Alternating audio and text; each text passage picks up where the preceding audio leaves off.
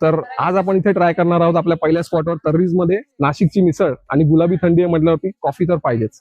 चला तर मी बघूयात.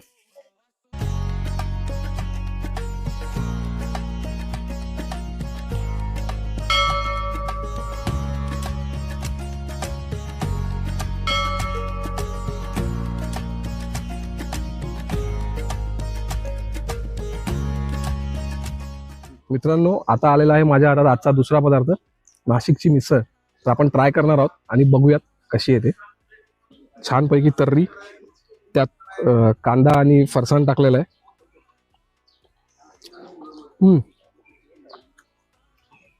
ओव्हर स्पायसी नाहीये. यांची मसाले काहीतरी स्पेशल वाटतात मला. नेहमी जी आपण मिसळ खातो त्यापेक्षा नक्कीच युनिक आहे. हे खास आहे. मटकीची भाजी याच्यामध्ये, त्यामुळे ती चव लागत आहे. तर्री पोहे आणि नाशिकची मिसळ नक्की ट्राय करा.